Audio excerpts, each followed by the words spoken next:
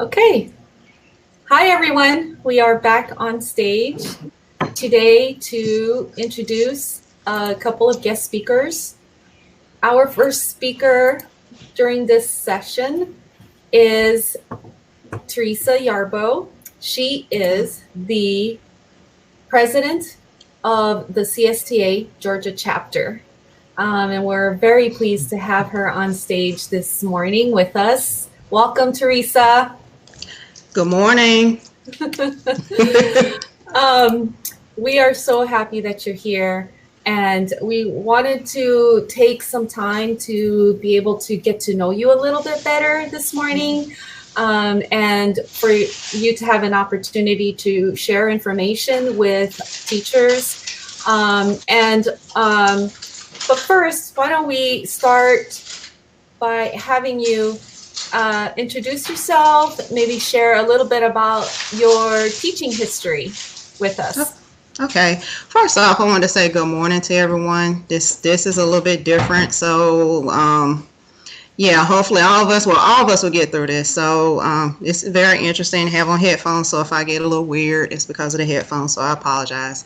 But my background is first, out of college, I worked in finance and management industry for a few years and decided to take on teaching. I've been teaching for 19 years, which it went by fast, but 19 years. I've taught everything under the sun, you name it, teaching as a profession, at-risk students, marketing, business law, you name it, I've taught it in the business area. 4 years ago at my school, they decided to take on computer science, and they wanted someone from industry, which ended up not happening. So they asked me if I would take it on, and of course I took it on, and I decided to teach computer science.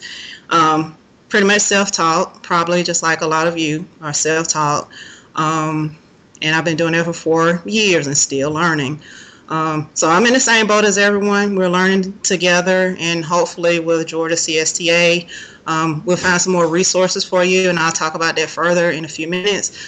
This conference was put together for you to learn more about computer science, depending on what area you're going into. Some people are doing cyber security, some are doing straight computer science, you have web design, what have you.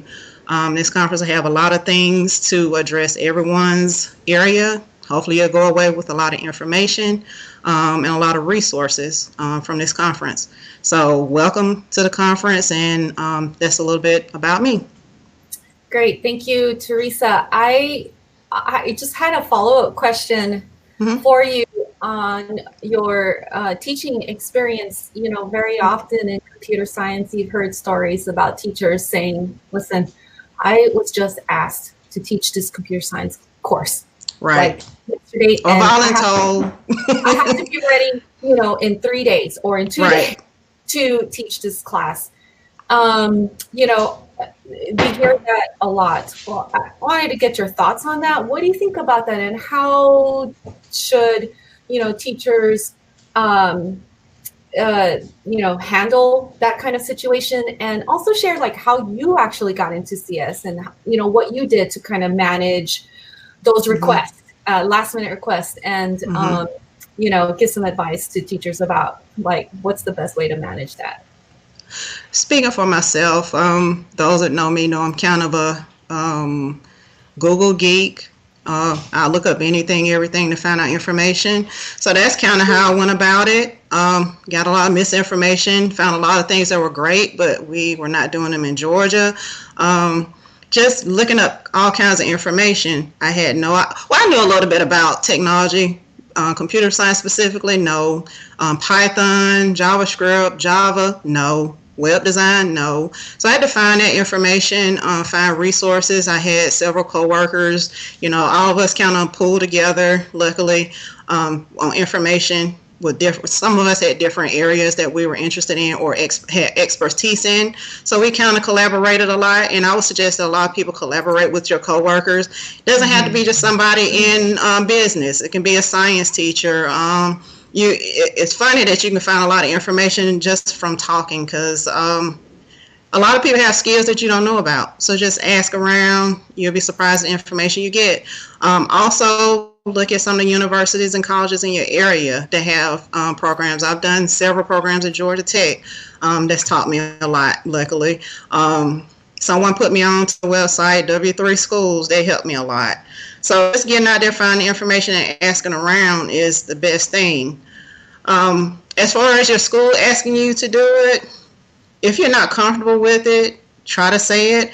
But we unfortunately all know if they ask you, more likely you're going to do it. So just do your best at it. Try to find the information. There's a lot of resources out there. Hit your school up and tell them that, okay, you want me to teach this? I need this resource. See if they'll pay for it. Won't, but it's worth a try. And that'll keep you out of hot water too and keep you abreast of everything, and you'll learn a lot. One other thing I did just recently, some of you may have done it, AP Reader for CSP. I learned a lot doing it, so be an AP Reader because I learned a lot. Didn't realize some of the information that I should have been telling my students that was on the test, like keywords and how to put things in order and to make it easy for the reader to read, because I read some and it wasn't that easy to read. And it was hard to find the information. I probably gave them a lower score because I didn't find the information. I couldn't see it. So just taking on resources and things and looking around and just asking for information and getting involved in a lot of professional development if you can. Those are some of my suggestions. I probably left out a lot, but those are some of the things I've done to learn how to teach computer science. Oh, and also hit up your kids. My son is a computer whiz and I didn't know it. He's fixing iPhones and I was sitting there thinking he's taking iPhones, but he's fixing iPhones and making money on it. So he's a computer whiz and I didn't even know it. So he helps me out too. So hit up your kids and their friends to get information. So those are just some tidbits from my perspective. Yeah, kids these days know a lot more about technology. He knows a lot more than me. Think. Right. Yes. So you mentioned that you are an AP reader. You had just shared with me that you're actually scoring AP exams as we speak. Today was the last day, so yeah. Oh, today is the last day. Well, right. For those that don't know, for example, AP Computer Science Principles or AP Computer Science A, tell us a little bit more about those courses or the course that you teach, the AP CSP course that you teach, and then what that experience is actually like when you apply to become an AP reader. What should teachers expect? Actually, applying to be an AP reader was fairly easy. I just clicked a few buttons, put in information. They reached out to me, and honestly, I didn't think I would get it. I probably shouldn't say it out loud, but I didn't think I would get it. But it was very interesting, and like I said, it taught me a lot. And I can take it back to my students this year if whenever we go back or whenever I teach it, and teach them how to respond to the answers on the AP test. AP CSP is the foundation of computer science, in my opinion. You learn a lot of the processes of the computers, bits and bytes, how computers function, everything about from where it goes from the computer to the cloud or the satellites and down to, and how that works. And you learn a lot of the basics and a lot of the foundation for computer science and CSP. In my AP class, we learned a lot of Java, which is pretty much the AP test, a lot of information on the AP test, and working with them on how to respond to the questions. Although this year with COVID, they just had to do multiple choice. And I'm not sure what was on the multiple choice, but I'll find out later. But third year is pretty much they just learned going over Java, doing Java and the process of writing the code. Okay, gotcha. Well, thank you for doing that. Let's switch gears a little bit to talking about CSTA and give us a little bit more about computer science, the Computer Science Teachers Association and the Georgia chapter. Tell us a little bit, give us some updates and what are some goals that you're working on now for the Georgia chapter?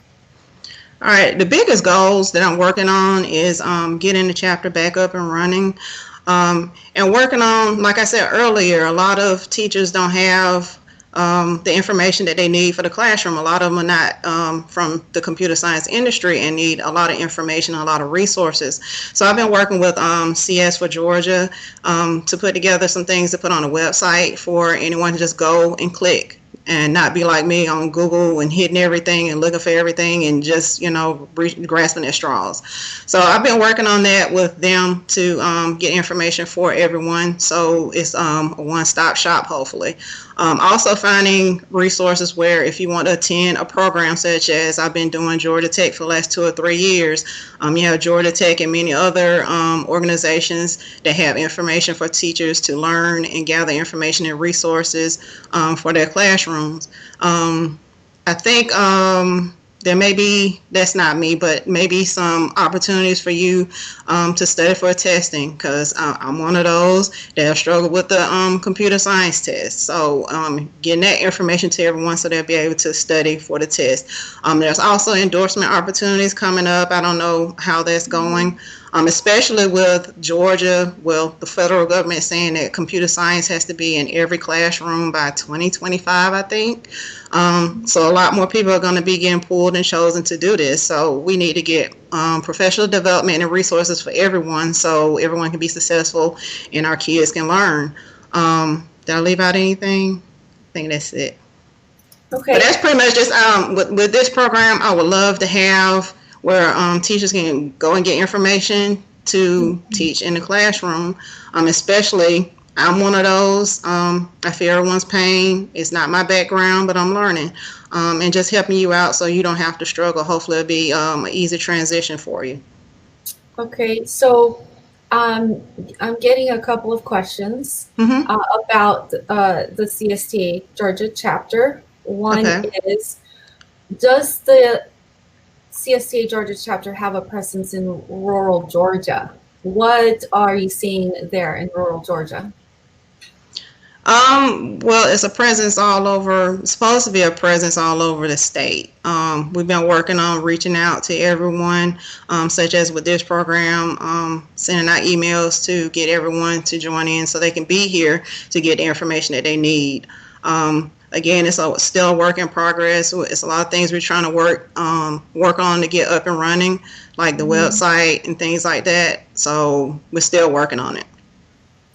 Okay, so so if teachers wanted to sign up for the Georgia CSTA chapter, where should we point them to? They can go to the CSTA website, the main website, and join on there. It's free. When you join, they'll ask you what state that you want to affiliate with, and you just affiliate with the state. There's also CSTA Plus that you can do. It's $50. With that, you can create a CSTA Honor Society, which I have at my school. It'll be great for the kids. Yeah. It's something good for them for when they go into college that they can say they've done. We've done volunteer work. My students also did a community service project where they taught coding to the community. So those are some things you can do you have to do that on the main website. All right, so Brian just posted the link, and I'm gonna pin it to the top of the chat, for teachers to access that link. So let me ask you a follow-up question to that, Theresa. Earlier we talked about, in the introductions, we talked about really wanting to build a community, a unified and cohesive community of teachers. What can educators like myself or across the state or even in other states, what can we do to really contribute to that, envisioning that we can build a cohesive, a unified community of teachers? What are some of your thoughts of things that we should be considering and talking about to make that happen? I think the first step would be doing more things like this. In the 4 years, I have to be honest, I don't remember having any forums such as this where we came together to learn information and also talk to anybody. So if we had more of these, maybe 2 or 3 times a year, it'd be great. And also having a chat session for teachers to express their feelings and let everyone know what they need. I'm one teacher. I know what I went through, but there's other teachers that's going through something else, and it may help someone else. So just coming together and being able to speak and meet and learn together would be great. Yeah, I gotcha. I agree. And, we're very appreciative of your willingness to partner with us to conduct this Well, summit. we need it. Yeah, absolutely. Absolutely. There are a couple of comments about K-5 teachers and CS in K-5. Right now, as Brian Cox has indicated, every middle school and high school in Georgia is required to offer CS by 2025. So that is sort of being driven by, policy at the moment, and there are many efforts to make that happen. But specifically in the K-5 space, this is really new, and we're trying to bring more teachers into the fold. What are your thoughts about how to best do that to really support our K-5 teachers to integrate CS? I think to integrate CS and K-5 is having them train and meet just like we're doing now. There are several programs around Atlanta, I know, and I want to say Savannah.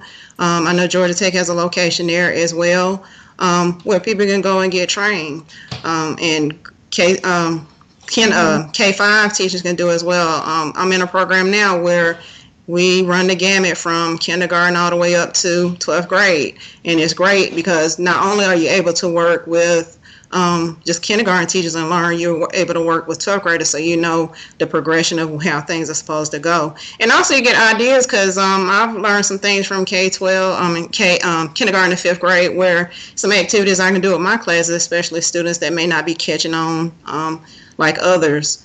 So it actually get them on board with computer science. But just going out and getting professional development and training and learning information. Also support from your schools, asking them for information, asking them for help. Because there is a lot out there. You just might have to find it, unfortunately. And like I said, we've been working on a website where you can find the information, and K-5 is also included. We're including all schools.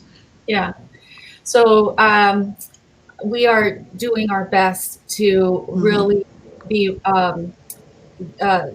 more strategic in building, vertical alignment with middle school and with elementary grades as well.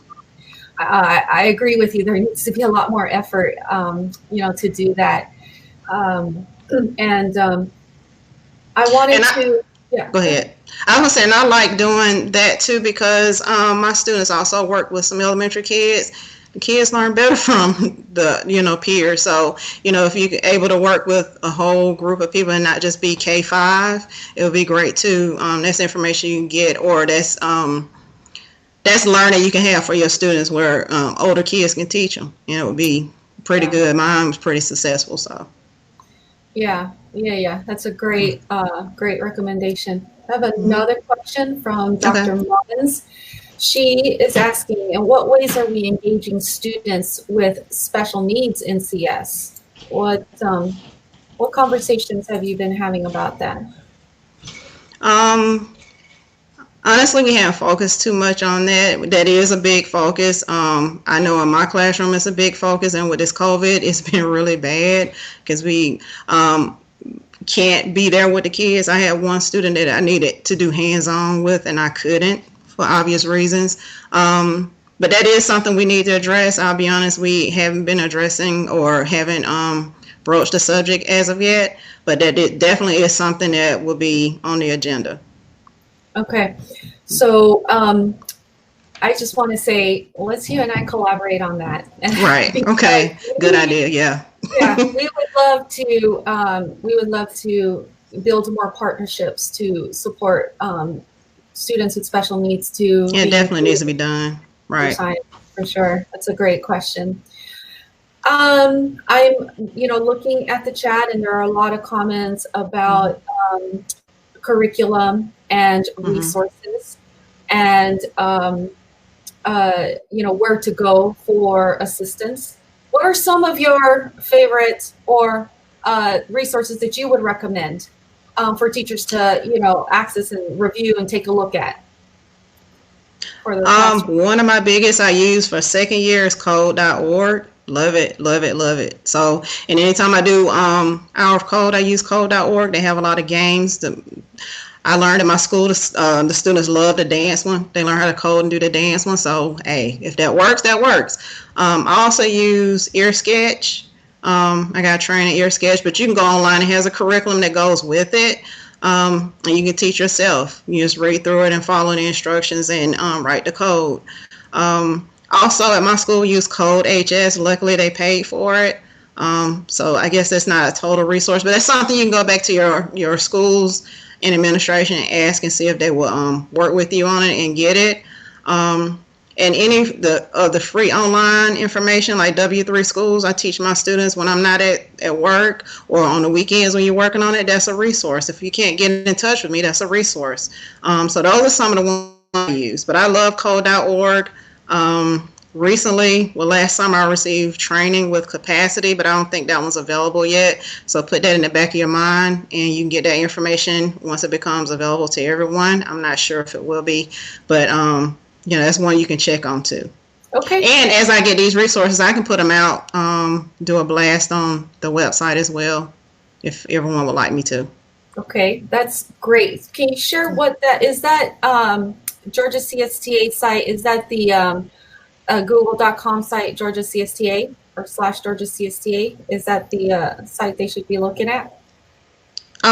For the information on the different websites or the different resources? For the Georgia chapter, for the CSTA Georgia chapter, do we have a direct link to that? If not, no, we don't. That's another thing we're working on as well because it wasn't up and running. Okay, we'll work on that then. Mm-hmm. Okay, and Myra, an attendee, posted a link to csforallteachers.org. There are a lot of resources there too. Right, that's another good one. Mm-hmm. Okay, we have a full program schedule with lots of content sessions. One of the sessions will be on making coding music with different resources. EarSketch is one of them. And, just plenty of other sessions like on CodeHS as well. We Tinker, using physical computing devices like Microbit and Lego and Sphero and, several others. So I hope that teachers will take advantage and get to learn the different resources that are available for CS at all grade levels. Theresa, any last comments that you'd like to make for our teachers? Comments or recommendations for teachers? My only recommendation is just keep working. You're not perfect. I'm not perfect. If you ask me certain questions now, I may not be able to answer them. It just depends on what it is. Just keep working. And as time goes on, you get better and better. I surprise myself sometimes that I know so much. So just keep working. If you need help, reach out to us, reach out to anyone. Like I said, reach out to people in your building, other schools. This may be, I think we have a networking session here. This is a good place to meet other people, whether it's North Georgia, South Georgia, across the nation. Hook up with some people. There are other states that are doing different things, that are doing wonderful things. And just start looking for resources. There are universities you can get free training on. I did that one too, just to learn some information. So just keep plugging, keep working. Don't get down on yourself. Just keep working hard. Well, Theresa, I want to say on behalf of the Constellations Center, we appreciate you, and we are very grateful to be able to collaborate with you. And our attendees want to know how they can reach out to you if they want to help and just, get their hands dirty with the work that we're all doing. What's the best way to contact you, Theresa? You can reach me through the CSTA website. I don't know the email right off, or you can reach me through my Clayton County website. That's not on the program, is it? I'm gonna say the Theresa.Yarbough@clayton.k12.ga.us, the same as everybody else's. We will get that. Yeah, if you'll send that to us, or we will get that, and then we will make that accessible to our participants so that they can see if they have anything that they want to follow up with you on. Okay. Okay. All right, so I think that concludes our interview, Theresa. Thanks so much for taking the time. I know you're pulling double duty on not just grading, Yeah. but also different workshops. So thanks for taking the time to come on so people can meet you today. We really appreciate it. All right, you're welcome, and everyone take care, stay safe, stay healthy. All right.